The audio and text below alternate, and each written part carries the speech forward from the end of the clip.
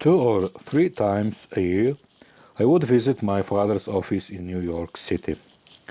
It was on Madison Avenue near St. Patrick's Cathedral, a location my father appreciated because he could sprint, if necessary, to Grand Central when he took the train. An address my mother approved of because it was centrally located for her day out, as she referred to these trips. "Want to have a day out?" she would ask, and I would know it meant a visit to the city. I'd have to wear my best outfit and shoes, no sneakers, and there would be a small refresher lesson in manners in much the same way a pilot is periodically required to get checked out on the equipment he flies. We'd board the train at our station, and my mother would let me have the window seat so that I could gawp at the Hudson River, at the sheer rock face of the Palisades, at the expanse of the George Washington Bridge as we traveled into Manhattan. If there was a seat free, I would move to the other side of the train as we approached the city. I tried to imagine the people who lived in the tenements by the tracks. I peered down the long uptown avenues. I was awed by the tall apartment buildings and wondered, as we clicked along, if anyone actually used the balconies 25 stories up. We'd enter a long tunnel and then emerge to the Governor's Crown Central Station. I tried to keep step with my mother's clicking heels as we crossed the stone floor. She would not let go of my hand until we entered the revolving door of my father's office building. The lobby of my father's office was decorated with models in glass cases of the buildings the company had designed. Intricate and precise, with matchstick figures and bushes no bigger than my thumbnail, they were miniature universes into which I wanted to climb. My father would walk out to the lobby and make a fuss, even though we'd just seen him at breakfast. His white shirt would billow slightly over his belt, and his long sleeves would be rolled, and I would be snug inside his collar. In exchanges as ritualized of those of a church service, he would give my mother a kiss and tell her not to spend too much money. She would laugh and tell me to be a good girl. As my father and I walked along a corridor of cubicles, secretaries and draftsmen rolled out into the hallway to say hello or give me a high five. I remember a woman named Penny who kept hard candies in a jar and who always invited me into her cubicle to sample a few. I especially liked Angus, my father's boss, who would set me on a high stool in front of a draftsman's table and give me a set of colored pencils that had never been opened. It also gave me a T-square and a job. I'd have to draw a house or a school or the front of a store. I worked at this task with dedication, and the praise was always extravagant, both from Angus and from my father. "How old are you again?" Angus would ask with what appeared to be complete earnestness. "We might have to hire you right out of junior high school." Sometimes I'd wander into my father's office and pretend to be a secretary while he was on the phone or at his drawing table. At noon he would slide his arms into the silky lining of his jacket and he'd go to lunch. We ate at a deli where I could order cheese blintzes and a bowl of coleslaw. The desserts rotated in a glass case, and I remember the agony of trying to choose among the cherry cheesecake or the eclairs or the chocolate creme pie. My father, who normally never ate dessert, would get one for himself so that I could at least taste two. After lunch, we'd go to the zoo in Central Park or to a bookstore where I was allowed to pick out a book. My father would be Rob, in the office, Mr. Dillon in the deli, and a freshly minted dad to me, sophisticated and fascinating in his white shirts and suits, his overcoat swinging open as we walked the sidewalks, his arm up, finger pointed, signaling for a taxi. By 3:30, a slight sensation of fatigue and boredom would begin to overtake me, but my mother was usually prompt at 4 o'clock. She'd arrive, shopping bags in tow, flushed and slightly breathless from her day out. I always had the sensation she'd been running. The shopping bags would be exotic. Some had shiny pink and white stripes, others were black with gold lettering. My father would pretend horror at the excess, but I knew he didn't really mind. Once, when they thought I'd left the room to go to the bathroom and were standing with their backs to the door, my mother took an item out and slipped it from its tissue wrap. I saw a fold of blue silk, a swath of delicate lace. My father goosed my mother, causing her to faint away and laugh. When it was time to leave, my father would give me a tight hug, as if he were flying to Paris and he might not see us for months, even though he'd be right behind us on the 6:20. My mother and I would have to run to the train, and she would invariably fall asleep before we'd even emerge from the tunnel. I would peek into the shopping bags, taking tabs of shoeboxes and fingering wool and silk and cotton. More often than not, I would fall asleep, too, resting my head on her shoulder or collapsing entirely onto her lap. At dinner time, Charlotte appears wearing the jeans and the white shirt and sweater. She hugs her arms at the threshold of the kitchen.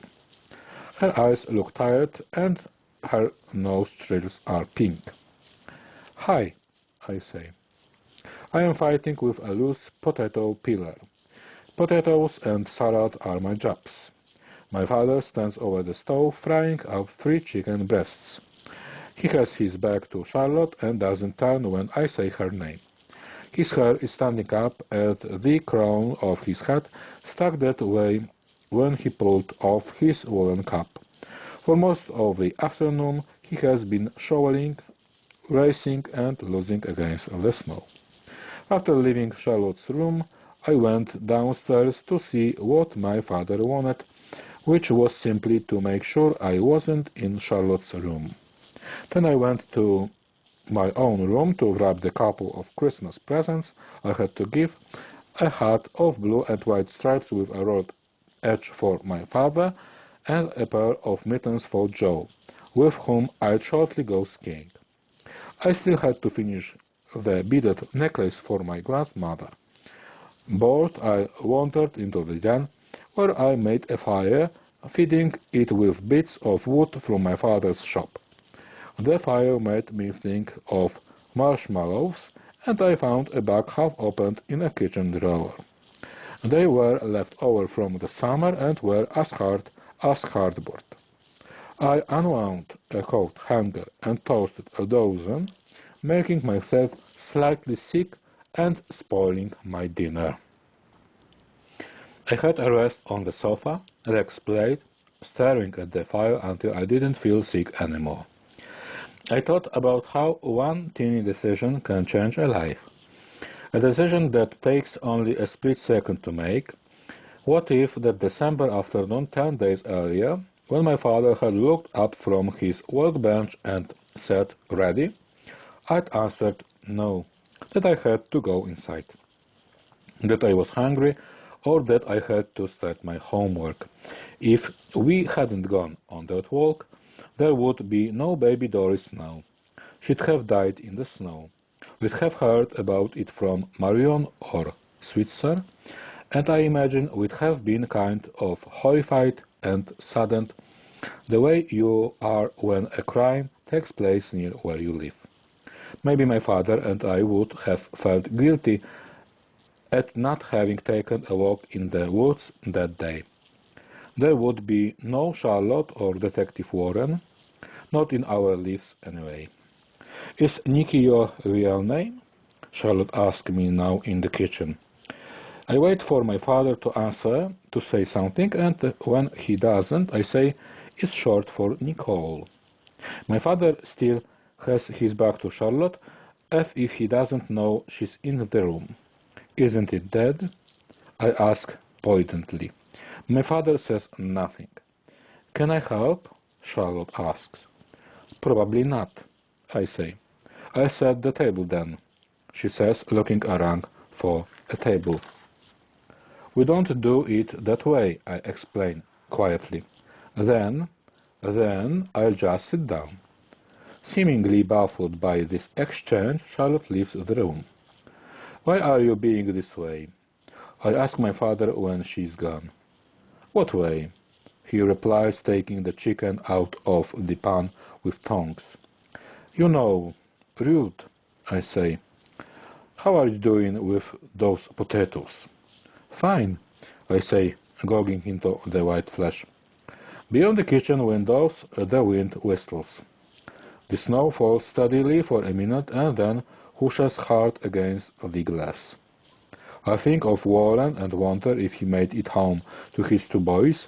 I think of baby Doris and wonder if she was collected as planned and where she is spending her first night away from the hospital. Charlotte and my father and I sit in the den with trays balanced on our knees, a skill my father and I have mastered by which seems to confound Charlotte. Her chicken skids across her plate and her salad lies in beads on her lap. She picks the lettuce leaves off with delicate fingers. My father eats with determination, his face set in a mask. He will not acknowledge Charlotte's presence beyond the absolutely necessary. I eat torn between rapt attention for Charlotte and growing impatience with my father. Charlotte, defeated by dinner, eats little and seems the most uncomfortable of the three of us, her eyes barely rising from her plate, each swallow an effort. Color rises to and recedes from her face as if she were periodically flooded by waves of shame. I think that she will bolt from her seat. My father's rigidity silences me as well. We dine to the sounds of the wind outside, and once or twice the lights flicker, reminding us that we could lose the power at any minute. After 2 winters in New Hampshire, my father and I have a sizable stash of candlesticks, half-burned candles, and flashlights at the ready. I like losing the power because my father and I move into the den with its fireplace for the duration of the storm.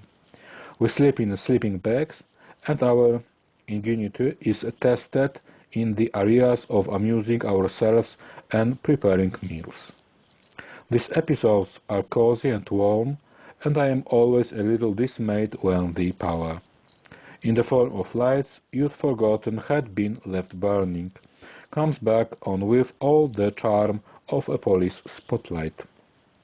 We're definitely going to lose our power, I say. Charlotte and I can sleep in here, in sleeping bags. My father gives me a frosty look. I'll be fine upstairs, Charlotte says. No, you won't, I say. There won't be any heat. The only heat will be from the fireplace. This one here. My father rises from his seat and carries his tray out to the kitchen. Charlotte sets down her knife and fork, clearly grateful to be done with the charade. She lays her head against the chair back and shuts her eyes. I stand and take her tray and mine and follow my father. He and I share dish duty. I one night, he the other, and I'm pretty sure it's my night. But he's already begun the chore.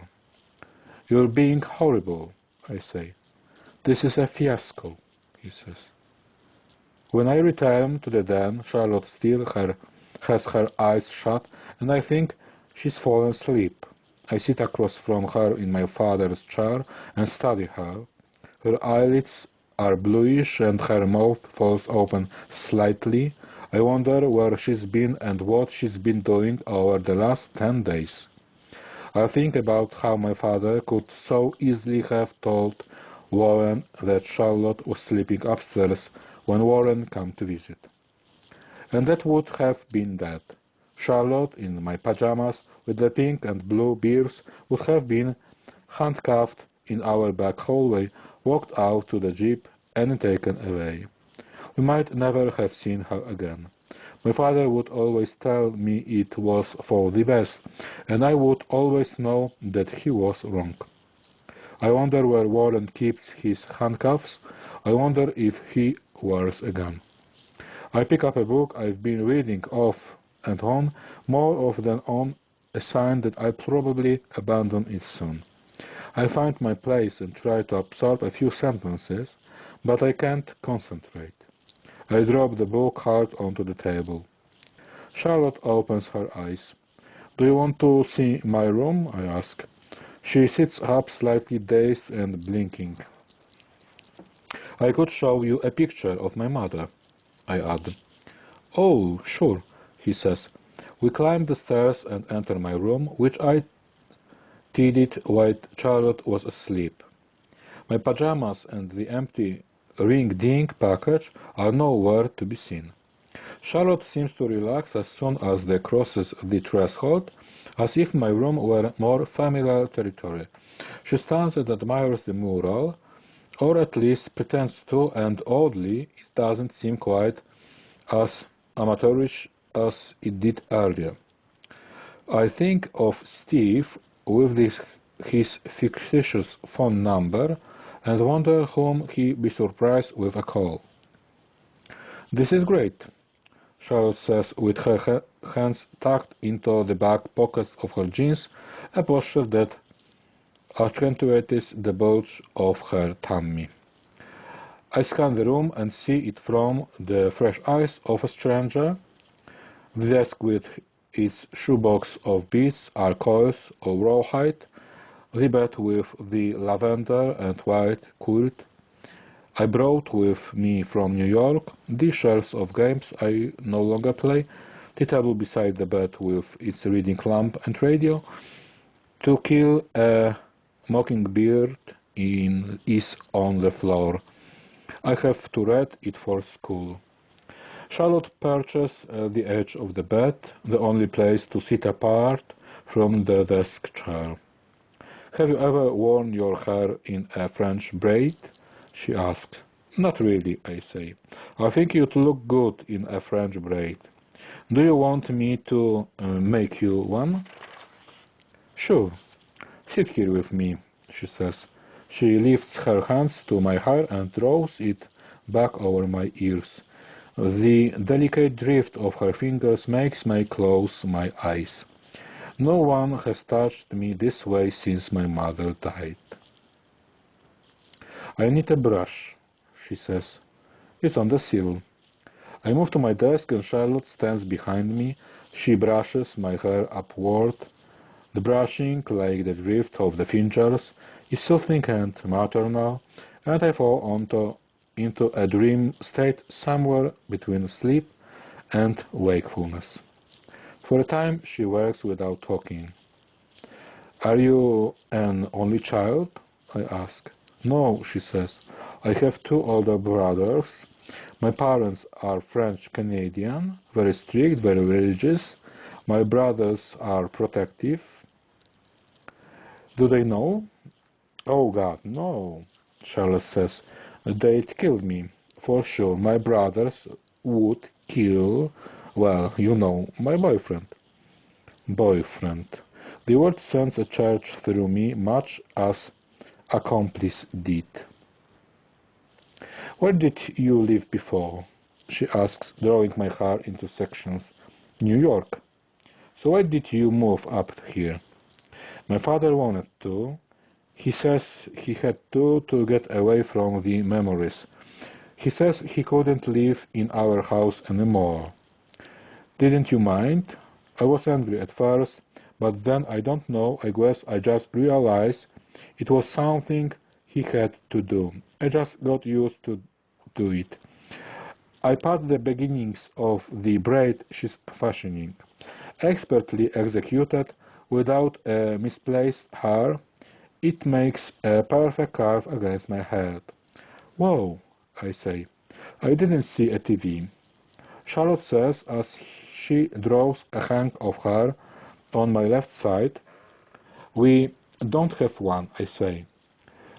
I have a radio, but my father didn't want a TV. He and my mother didn't believe in letting kids watch too much TV anyway. But after the accident, I think he was afraid all he'd seen on the television would be accidents and disaster.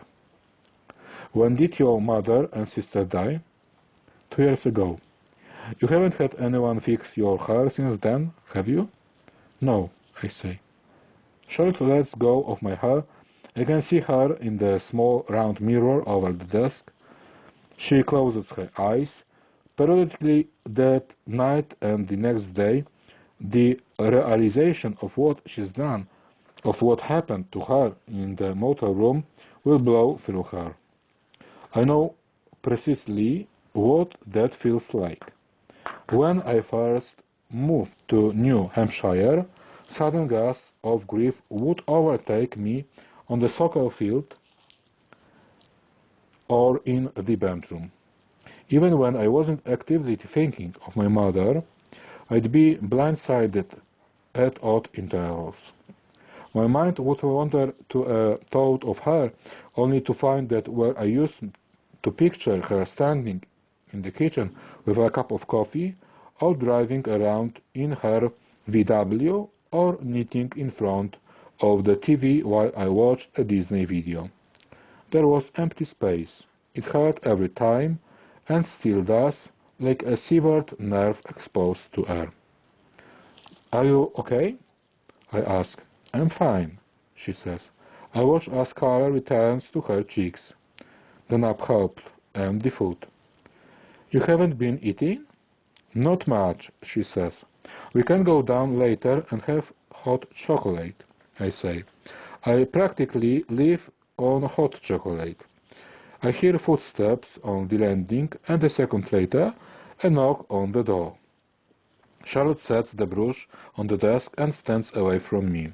My father enters. He looks at me and then at Charlotte and then back at me. What's going on? He asks. The evidence of what we've been doing is perfectly obvious on my head. Charlotte steps forward and around me. She doesn't glance back, and she slips past my father and walks out of the room. Do I have to lock her in her room? He asks. No, I say. He shakes his head. The storm's worse, he says. Good, I think. My father can't make Charlotte leave, and Detective Warren can't get to the house. I wish it would snow for weeks. You have your flashlight? My father asks. Yes. Batteries? Yep. From the sound of this wind, we're going to need them. What about her? I ask, tilting my head in the direction of the guest room. I put a flashlight on her bedside table. What time is it? I ask. About 9:30, she says. You didn't say anything about my hair? I mean it as a challenge. What do you call it? French braids. They pretty. My father looks exhausted, older than his 42 years. He sighs. Go to sleep, he says. I undress and climb into my bed. I turn off my bedside light. I finger my tight new braids and listen to the moan on the wind. From time to time I imagine I hear cars in the driveway. I listen for the sound of an engine. I think about Detective Warren. Did he believe me about the axe? I don't know. Maybe he was glad my father wasn't there. Easier for him to get a look around without my father watching him. I fall asleep to the sounds of a shovel scraping against the granite steps.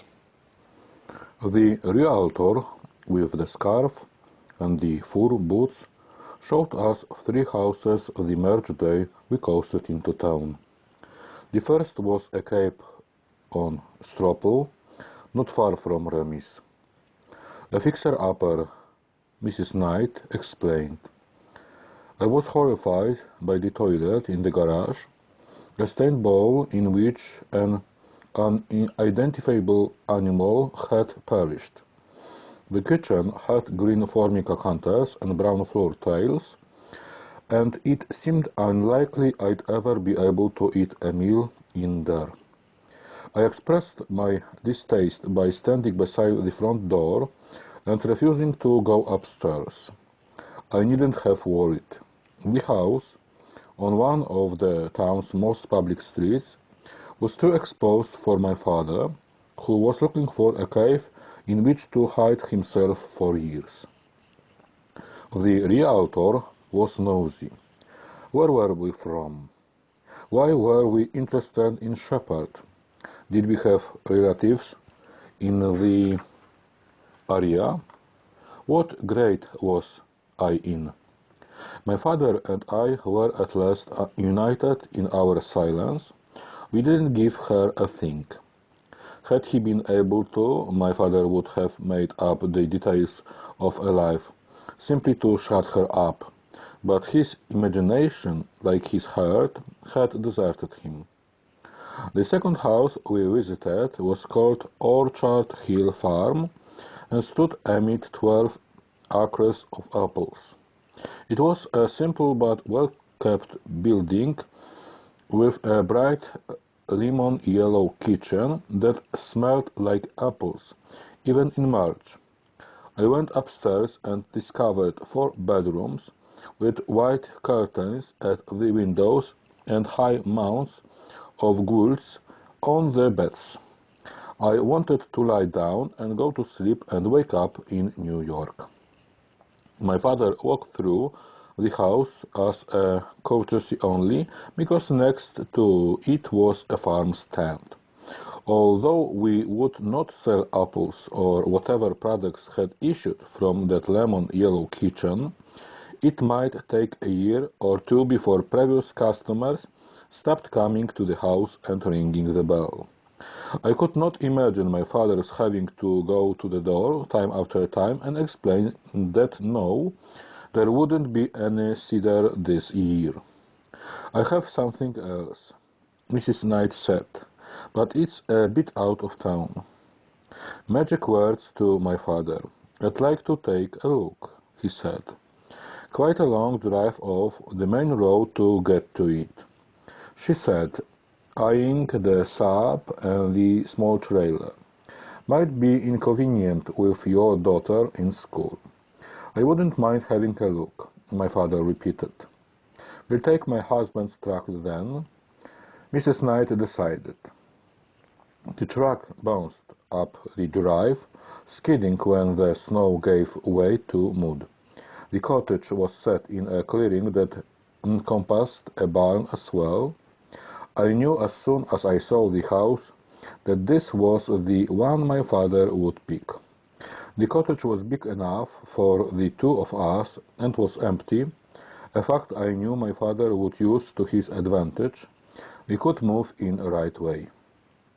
More to the point, it was isolated.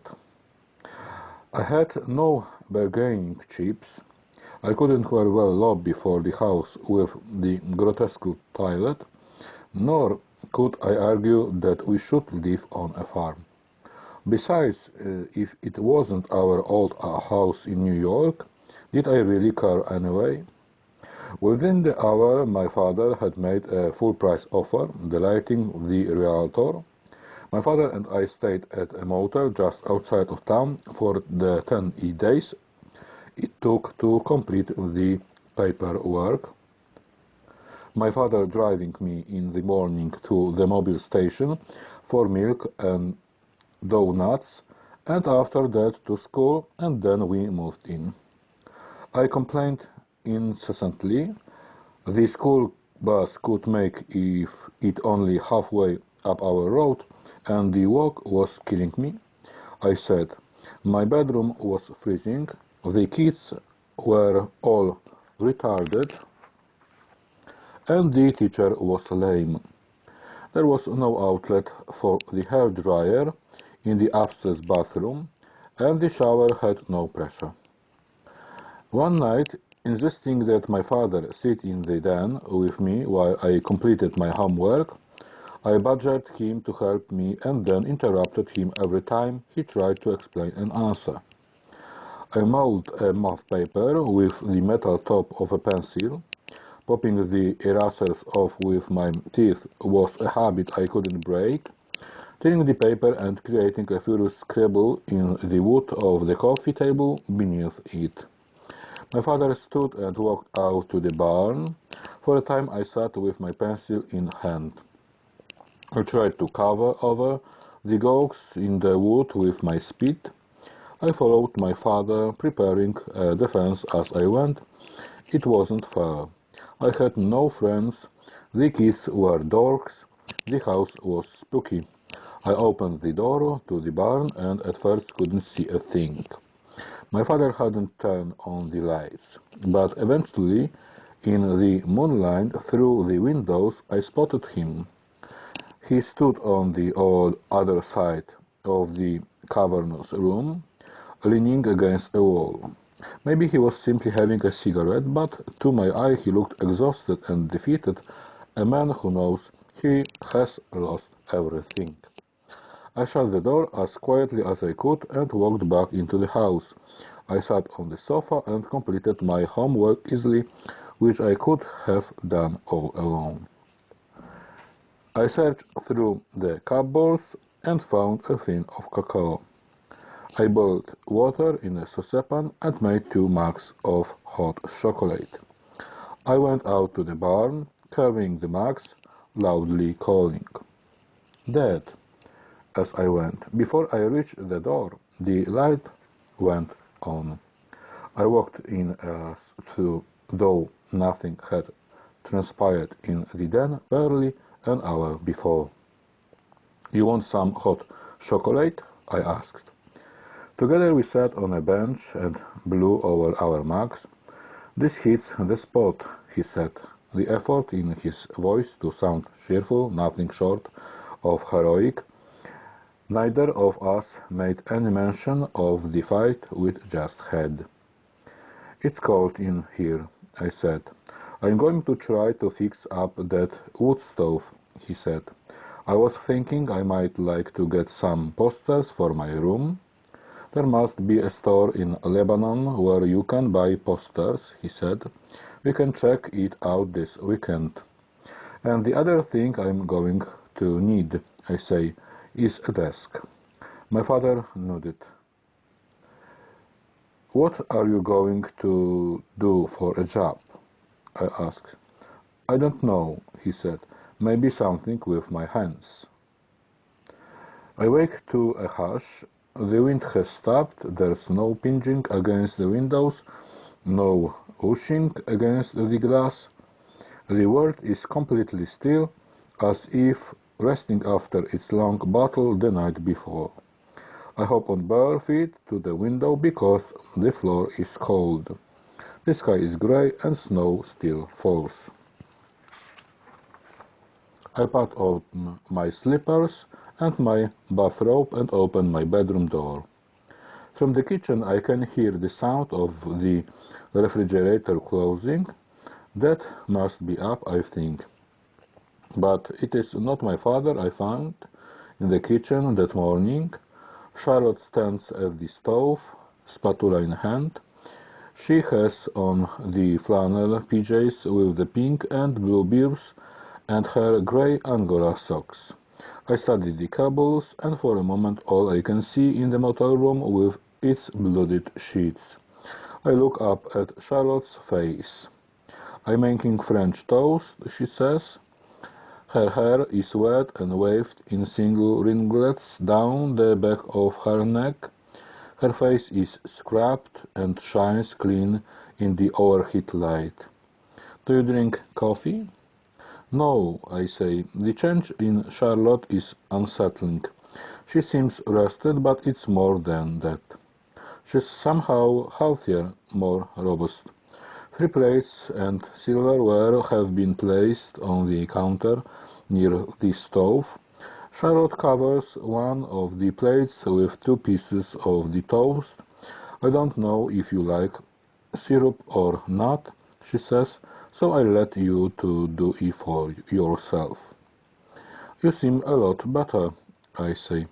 The golden tinted toast swims in melted butter. I pour a glass of juice and take my tray to the den. After a couple of minutes, Charlotte follows me. She sits on the sofa and I in my chair, as if we had already established our familiar positions. Her tray tilts for a second and the syrup drips onto the flannel of the PJs. Sorry, she says, licking it off with her finger. She toss her hair back with one hand as she bends over her plate. She cuts her toast with her fork in a frantic motion, scraping the plate. She has the slovenly ease of someone who's eaten breakfast in the den with me for years. How many inches do you think we got? She asks. I glance out the window. I don't know, I say. Maybe 3 feet? Good for the skiers, she says. I'm going skiing after Christmas, I say. Where? Gunstock. You'll get to paint another mountain, she says. I already bought the paint. Charlotte sits back, the tray still balanced on her knees. I look at my breakfast, hardly touched. My appetite has deserted me. I'm not used to this creature who can be heartbroken 1 minute and bursting with life the next. How long will it take to get plowed out? She asks. I'm not sure, I say. You're just about the last row the town gets to. It could take a day, maybe more. That long, she says, gazing out the window. I don't know whether this is good news or bad. I am curious about where Charlotte will go when she leaves us. Without explanation, I stand and take my tray to the kitchen. I feel nervous in the room with Charlotte, worried that my father would come down and find Charlotte, so it is in our house. I climb the stairs and pause at my father's door. I put my ear to the wood and can hear nothing. Dad, I call softly. Come in, he says from the other side. He's sitting fully dressed at the edge of the bed. He has on jeans and a navy sweater over a flannel shirt. He's been putting on his socks. His hair is matted at the sides and peaked at the top, like a screwy-looking bird in a Saturday morning cartoon. In the dim light I can see his bureau, covered with magazines, loose change, a bullet handkerchief, a long leather glove, and his wallet. In the corner is a chair that functions as a closet. It is piled high this morning with flannel shirts and jeans and a towel. On his bedside table are an alarm clock, a white mug, and a book about the Civil War. Also on the table are a candle in a candle holder and a flashlight. Just in case. I take a step closer. Are you okay? I ask. Sure, why? You didn't come down. I was up late last night. My eyes adjust to the gloom, and I notice that my father has little thickets of grey hair over his ears. Is this new? Still snowing? He asks. Yep. My father stands, massaging his lower back. I want to keep the path to the woodshed clear in case the power goes out. I do it, I say. My father raises an eyebrow. I never offer to help with chores I hate. He walks to the window and snaps off the shades. Though the light is still the dull gray of a storm, it reflects off the surface of a small photograph on the bureau. I take a step into the room so that I can see the picture. It is of Clara, just a year old. It would have been taken shortly before the accident. In the picture, she has on a royal blue sweater, but someone, possibly me, has wrapped my father's navy scarf around her neck and put his ski cap over her head. An uneven fringe of bangs peeks out under the hat, and hair sticks out over her ears as well. Her eyes, unnaturally large, have taken on the color of the sweater. The light from the flash has caught her broad cheeks and nose, and they glow as if with an inner light. Her lower lip glistens pink. She seems delighted with her new get-up and is smiling so that her top 2 teeth are showing. On her right eyebrow is a tiny red scab, the size of a pea. It is a new photograph, which is to say an old photograph that has recently been put on the bureau. Though I seldom go into my father's bedroom, I am certain it was not there the night we found the baby. Something inside me squeezes up tight, like a sponge that is being wrung out. She was beautiful, my father says behind me. On the morning of Clara's first birthday, my father took me down to the cellar, where we fitted colored balloons to a tank and filled them with helium that made my father's voice, when he inhaled it, sound like Donald Duck. We brought the balloons upstairs, where they bounced around the various rooms and settled in clumps, depending upon the drafts. By nightfall they hovered 2 inches from the ceilings, and by noon next day they had fallen onto the floors and chairs and behind the television, occasioning an impromptu lecture from my father on the nature of gases and air pressure and gravity.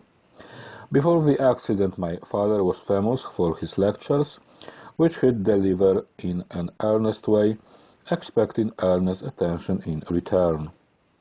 Occasionally my mother would roll her eyes and say, with evident fondness, "Here we go again," but I enjoyed them, being as I was, for the duration, the hot focus of his attention.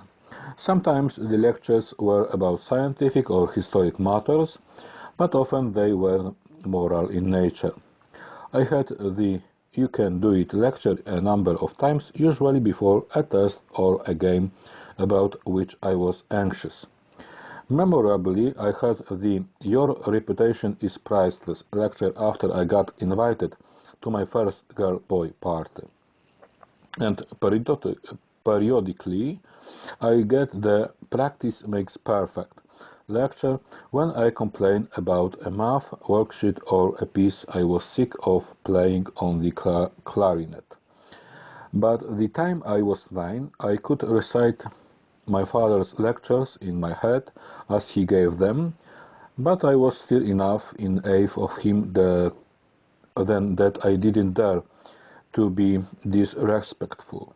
I have often wondered what would have happened to us had I reached the teenage years uninterrupted by catastrophe, and at what point I'd have tried to convince myself that my father had nothing left to teach me. The day before, my mother had driven me downtown to pick out a present for my sister. It was the first time I'd ever gone into stores by myself, and I was both excited and nervous. My mother recited 100 rules and cautions and made me repeat the place and time we would meet 3 times. I was to buy the present with my own money, $10 I had taken from my piggy bank. I started at a store my parents called the Five and Dime. Even though nothing in the store could be purchased for 5 or 10 cents, I wandered the aisles of the toy department, touching dolls and puzzles and board games. The problem with Clara, I decided, was that she couldn't actually do anything except but put blocks together or fit plastic rings onto a cone. I left the store and went into a children's clothing store next door, where they sold smoked dresses and linen bonnets, and where a single pair of socks cost $6. I tried the drugstore on the off chance there might be a terrific game in the baby aisle, but when that turned out to be a bust, save for a box of good and plenty, I went back to the 5 and dime. As I wandered the aisles, I began to develop the notion that what Clara really needed was a present she could grow into, something that would last and last, a toy that somehow I had missed along the way, but that I could play with and then teach her how to use. I was at the meeting place 5 minutes ahead of time, and so was my mother. "What did you get?" she asked. "Etch a sketch," I said. My mother made a birthday cake in the shape of a train. She let me decorate the separate curves in yellow and green and blue frosting, saving the red for the caboose. The train had a marshmallow smokestack and lifesaver windows and rolled on licorice rails along the dining room table. By the time we were done, it looked like a toy, and neither one of us wanted to cut into it after we'd blown out Clara's single candle. Clara had awakened that morning with an earache. She alternately shrieked or whined the entire day, frying my mother's nerves and causing my father to sigh heavily and repeatedly before the first guest had even arrived. As for me, I thought my baby sister a poor sport, particularly as I was mildly jealous of all the wrapped presents in a corner, one of which I couldn't wait to get my hands on. A birthday party for a 1-year-old is never for the 1-year-old. Clara was oblivious to both the festivity and the domestic angst. The party was for my parents and for me. I had not outgrown to need to be near the present that was being opened to rip the paper myself in a kind of vicarious frenzy. Clara, immune to the excitement, had so exhausted herself with her fretting that she fell asleep as we sang "Happy Birthday" to her. My mother, reluctant to wake a cranky baby, said we should all carry on without her, an idea I approved of. Most of the photographs taken that day show Clara asleep, a cone-shaped hat on her head, her mouth parted, her nose running, I in purple leggings and a My Little Pony t-shirt, look anxious and demanding, making sure I get my due. My mother, who that night admitted to having a toothache that later required a root canal, has frown lines between her brows. And in a picture taken by my mother long after all the guests had left, my father is asleep on the couch, crumpled paper wrapping like a small sea around his boat, Clara prone on his chest. In the photograph you can hear him snoring. I am true to my word. While my father is on the telephone to my grandmother, sorting out her travel arrangements to Lebanon, all her flights have been delayed or cancelled. I bundle up in my parka, snow pants, hat and ski gloves and set out to clear the path to the woodshed for my father. My grandmother's trip will be a heroic one for a 73-year-old woman, requiring driving herself to the Indianapolis airport, taking a flight from there to Newark, boarding another flight to Boston, waiting for a third flight to Lebanon on a 10-seater plane most 20-year-olds wouldn't get on, and then being driven in my father's truck to Shepherd. Typically, the trip will take her door to door 8 hours. She swears that it's worth it, but I have an idea that soon she won't be able to make the journey and that we'll have to go to Indianapolis instead, a prospect I'm looking forward to. To my 12-year-old eyes, the prospect of 3 plane flights is one day seems like heaven. The snow has turned to swirls of fine icy crystals that sting my face if I don't keep my head lowered. The snow has covered the grasses and the small brush. It spreads in all directions with only the trees to break the panorama. Every pine, bough, and birch limb is covered with white, as is the woodshed. That is my goal. Bushes make humpy shapes, and the forest has lost the spindly scratchiness of early winter. We are soaked in. I think of the people who lived in the house when it was built in the late 19th century, where there was no town plow to make driveways and roads possible, and of the natives who lived in the land before there were any houses at all, who literally had to dig themselves up through the snow just to reach the air. The sky seems to be clearing, and I guess that the thin snow shower is a sign of the end of the nor'easter. When the sun comes out, the same landscape will be blinding. Paralleling the drive up to the house is an open field that is long enough to make a sliding hill. Only when we've had a good snowfall, though, can I get a decent run without being slowed down by the tops of the brush. Sometimes I can talk my dad into getting out the round aluminium saucers we use for sleds and helping me pack the snow with a couple of runs himself. I discover as I make a few test digs that the snow is heavy. The temperature is rising and the snow is packing itself. It could take over an hour just to reach the woodshed, and I am beginning to regret my generosity. I hope that when my father gets off the phone with the airlines, he'll take pity and give me a hand. I start showering in earnest and begin to sweat almost immediately.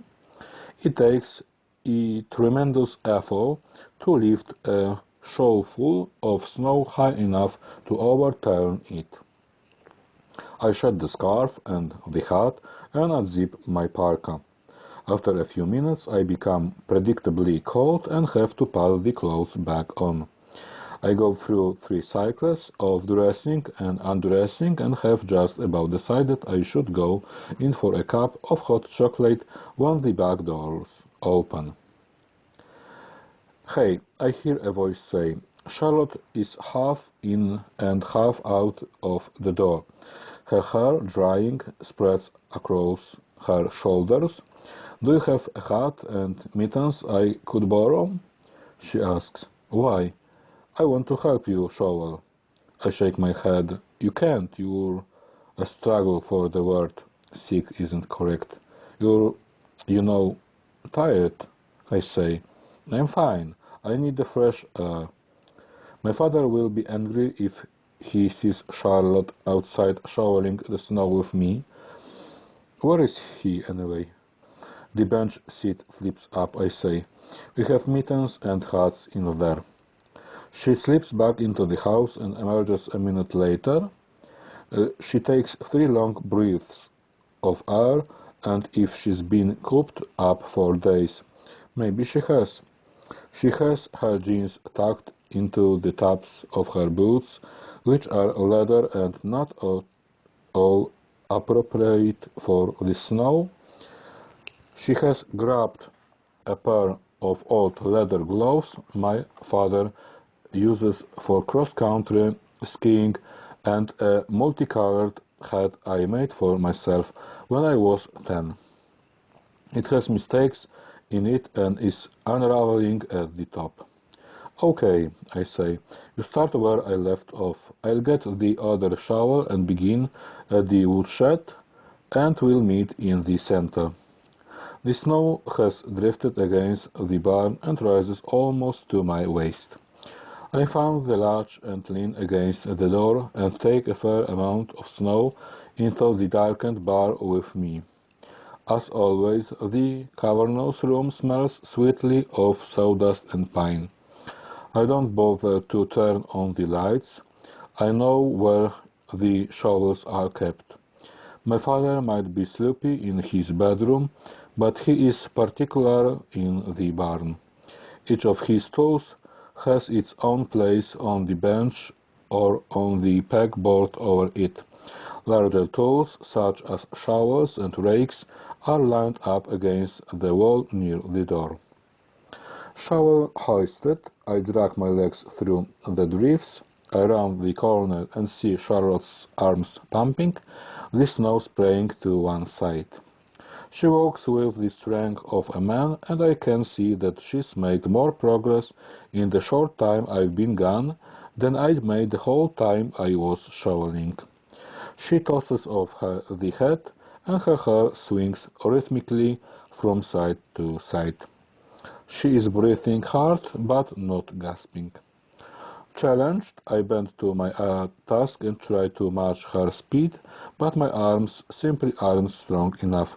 I have determination, but when I check out Charlotte's progress, I can see that she's making more headway than I am. We meet closer to me and then hers. Charlotte takes the last sweep. She bangs the shovel hard against the ground to shake off the rest of the snow. There, she says with satisfaction. It wasn't a race, I say. Who was racing? She draws off her gloves. The snow has all but stopped. I'm going in, I say. I'll be right with you. Inside I sit on the bench and kick off my boots. I slip the suspenders of my snow pants off and stand in my long underwear and sweater. My hair is matted to my head and my nose is running. My mouth is so cold I can't make it work right. What's she doing? My father says behind me. I didn't hear him come down the stairs. She was helping me shower a little bit. She's showering. Mostly she just stood there. I think she wanted some fresh air. I was about to make us some hot chocolate. My father examines my face. To warm us up, I add quickly. My father walks into the kitchen and I think he means to pour himself a cup of coffee. Instead, he stops at the counter. He pats his hands on the lip of the formica and bends his head. Is it just coincidence that he's hovering over the telephone? Is he thinking about calling Detective Warren or Chief Boyd? He stands up and rubs the back of his neck. I'll be in the barn, he says. I make the hot chocolate, but still Charlotte hasn't come inside. I set the mugs on the bench in the back hallway and poke my head out the door. She has walked or crawled some 40 feet beyond the house and stands looking into the woods. Her leather boots will be ruined. I call her name, but either she doesn't hear me or she's so absorbed in the view that she can't acknowledge me. She has her hands in the pockets of her parka and gazes as if out to sea, as if waiting for a husband to return from a long voyage, as if searching for a child who has just wandered out of sight. Charlotte, I call, my voice louder, more insistent. She turns her head. Come in, I yell. For a moment I think she'll ignore me. Then as I watch, she twists her body in my direction and begins to retrace her steps, aiming each foot into a boot track, much as I saw Detective Warren to do just days earlier. She stumbles once, picks herself up, makes some progress, then begins to hop through the snow like a child does through the scarf at the beach. She is winded when she reaches the back door. I made hot chocolate. I say, your mug's on the bench. Thanks, she says as she slips past me through the door. You weren't even looking in the right direction, I say to her back. She sits on the bench. I'm on the stairs. I can hear her, but I can see only her boots. I want to tell her to take them off. Her feet will warm up faster that way, but I hold my tongue. I imagine her cupping the mug, warming her hands, her nose and cheeks red from the cold. I can hear her blowing over the hot chocolate and then taking a sip. Will you show me the place? She asks. No. Why not? You know why not. I can see the harm in it. There's plenty harm in it, I say, although if pressed, I'm not sure I could explain precisely what the harm might be. I just want to see, she says. Why? What possible good will that do? I can't explain it. Don't be stupid, I say. She is silent.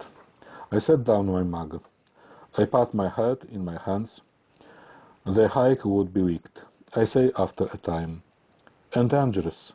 You've probably never even used snowshoes. I hear her blowing her nose. I certainly have, she says. She has? I know so little about her life. I'm not sure I can even find it, I say. The snow has probably covered all the tracks. Actually, I'm pretty sure I could find the spot. I've done the trip back and forth twice now and am confident I could recognize the configuration of the trees in tandem with the slope. I certainly know in which direction to head. The snow's stopping now, she says, so it'll be easy to retrace our steps. We'll make plenty of tracks. There's nothing there, Charlotte, just some orange tape. Against this she says nothing, and in the extended silence I make a proposition I know is wrong, that I almost certainly regret, but recklessness is alive in me and pushing to get out. All right, I say, I make a deal. What deal?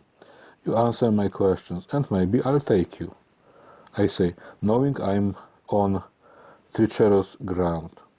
If I ask a question, and she answers it, I have to fulfill my part of the bargain.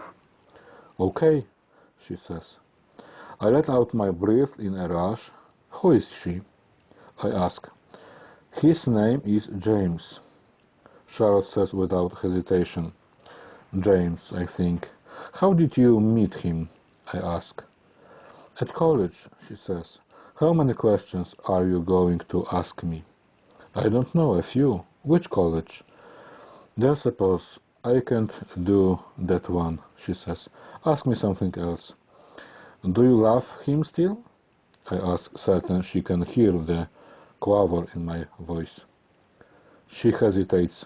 I don't know, she says carefully. I did love him very much. She pauses.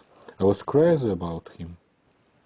There is something in her voice that reminds me of the way people talk about someone who has died, or someone loved a long time ago, still loved, perhaps in secret. Does he know where you are? I ask. No. I'm relieved at this answer. I didn't like the idea of his waiting for her out of sight at the B&B in town, perhaps. He was gorgeous, she adds quietly. I have never heard a man or a boy described as gorgeous. What does he look like? I ask. He has a very black curly hair that falls over his forehead. He pushes it back a lot, it's this thing that he does, and green eyes. His teeth are capped in the front from playing hockey.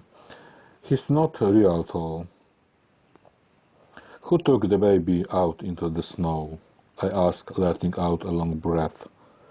It seems to me then, sitting on the stairs, that my future hangs upon her answer, that everything I will ever know or think about people forever depends upon what she says. Charlotte is silent a long time. I poke my head around the corner. She is sitting with her back to the wall, staring straight out the window. We both agree to go to the motel, she says carefully. It's not the answer I wanted, but I am silent. I have asked my questions, and she has answered them. I stand my legs weak. I press my hands against my thighs to steady them. I take another long breath and let it out. All right, I say, I'll take you now.